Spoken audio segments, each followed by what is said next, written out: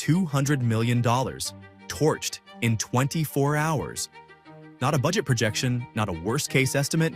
This is what the US military actually fired into the sky in a single day just to keep American troops alive in Jordan.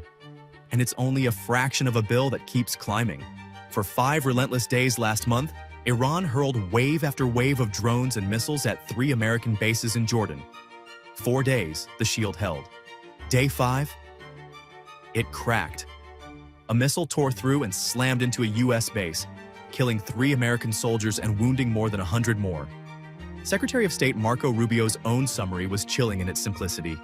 Almost every missile shot down except the one that killed 3 men.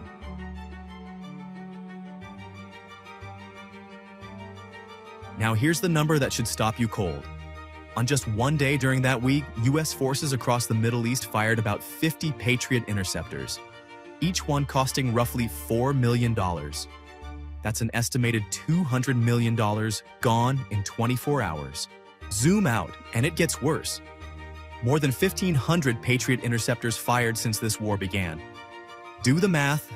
At $4 million a missile, that's an estimated $6 billion in interceptors alone. Gone in a matter of months. Not years, months. And what's left to defend America's troops? Fewer than 1,700 interceptors in the entire national stockpile. The US only manufactured about 600 of these missiles in all of last year combined. At the rate this war is consuming them, replacing what's been spent could take nearly 3 years of full production. While the fighting isn't over. $6 billion burned, a stockpile racing towards zero, and a production line that can't keep up. So how did it get this bad? According to Vali Nasser, a professor at Johns Hopkins School of Advanced International Studies, the answer traces back to the White House itself. Nasser says President Trump and his national security team assumed this fight would be short enough that it would never threaten America's Patriot interceptor stockpiles. That assumption, experts say, is exactly what left the Pentagon scrambling months later. And yet the official line doesn't match the ledger. In April, Defense Secretary Pete Hegseth stood before reporters and declared Iran's missile program functionally destroyed. Months later, Pentagon spokesman Sean Parnell flatly denied any shortage at all. But officials briefed on the real stockpile numbers paint a starkly different picture. One where the White House itself has quietly started asking questions about how fast the weapons are disappearing. While Washington downplays the problem, Tehran is exploiting it. Iran studied Russia's tactics in Ukraine, flooding the sky with missiles and drones together to overwhelm defenses, and turned that exact playbook loose on US forces across the Gulf. Its leaders are scattered into hideouts. Its nuclear assets are buried hundreds of feet underground. And it's pulled in allies from hundreds of miles away to attack from every direction at once. $6 billion incinerated, a stockpile bleeding toward empty, a Pentagon standing at the podium insisting nothing's wrong. This isn't just a war being fought overseas, it's a war being paid for, missile by missile, dollar by dollar, faster than America can rebuild what it's spending. The question isn't whether the money runs out, it's what happens to US troops the day that it does.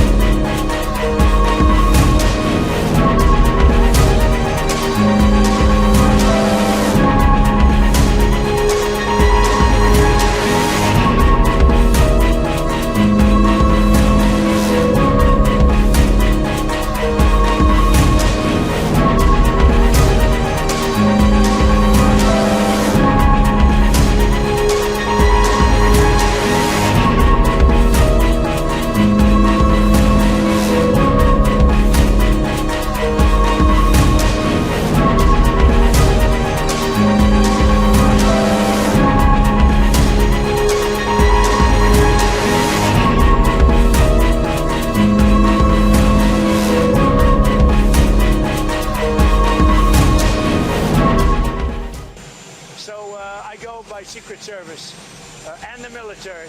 They wanted me to go on a different flight, a different plane, equal safety, but they wanted me to do it, so I do it. I do what they say. Why did they want you to do that? I guess there was a threat out there. I didn't really ask too much about it. I get a lot of threats. Well, this one went over to England, where it was shown to the soldiers.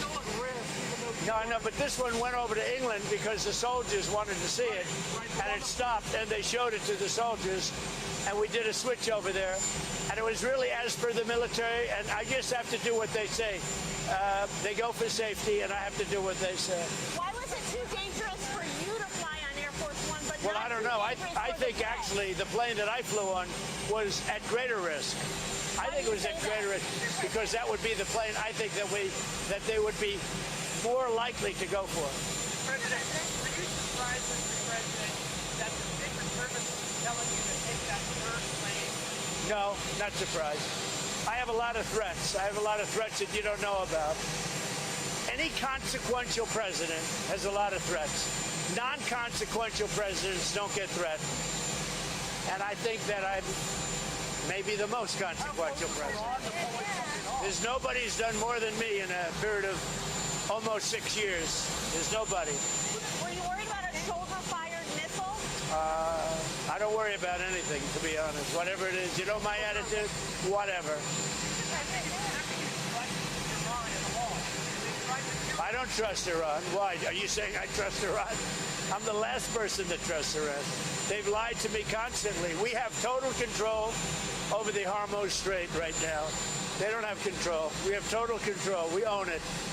And at some point, maybe they'll do something and then they get blown away. But right now, we're in a very good position. We have a country that has been the bully of the Middle East for 50 years. It's really 51 if you think about it, right? We've been saying 47 for 4 years. And they're no longer the bully of the Middle East. Thank you very much, everybody. If you like this video, then like, share and subscribe to Mirror Now.